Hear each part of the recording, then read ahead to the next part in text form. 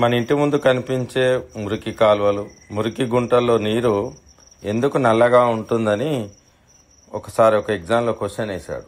దీనికి గల కారణం ఏంటి?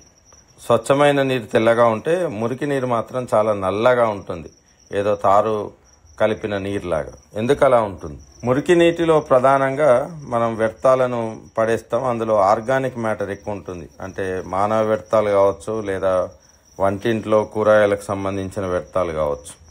ఈ వ్యర్థాలన్నీ మురికి నీటిలోకి వెళ్ళగానే అక్కడ మురికి నీటిలో డిజాల్వ్డ్ ఆక్సిజన్ పర్సెంటేజ్ చాలా తక్కువ ఉంటుంది. ఎప్పుడైతే ఆక్సిజన్ తక్కువ ఉంటుందో అక్కడ అనరోబిక్ రియాక్షన్ అవుతుంది, అంటే అవాయు శ్వాసక్రియ జరుగుతుంది. దానివల్ల హైడ్రోజన్ సల్ఫైడ్ వెలువడుతుంది.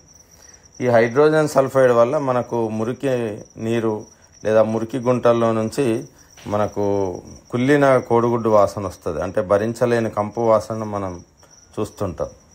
ఈ హైడ్రోజన్ సల్ఫైడ్ నీటిలో ఉండే మెటల్స్, ముఖ్యంగా ఇనుముతో కలిసి అది ఐరన్ సల్ఫైడ్ని ఏర్పరుస్తాయి. అవి బ్లాక్ కలర్ ఉంటుంది.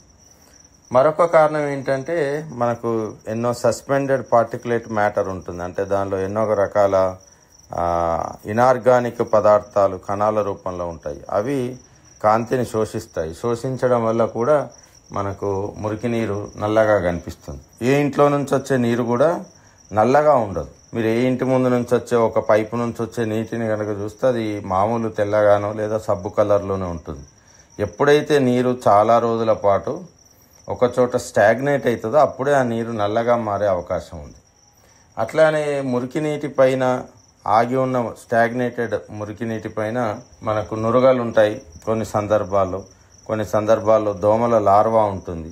సో ఇదంతా ఎలా ఉంటుందంటే గరుకుగా ఉంటుంది. స్వచ్ఛమైన నీటి ఉపరితలం స్మూత్ ఉంటుంది కాబట్టి అందులో మన మొహాన్ని చూసుకోగలుగుతాం. ఈ మురికి నీటి యొక్క ఉపరితలంలో గరుకుగా ఉండడం వల్ల అక్కడ ఇర్రెగ్యులర్ రిఫ్లెక్షన్ ఆఫ్ లైట్, అంటే క్రమరహితమైన కాంతి పరావర్తన ఏర్పడుతుంది. కాబట్టి అది మనకు డార్క్గా, గ్లూమీగా కనిపిస్తుంది.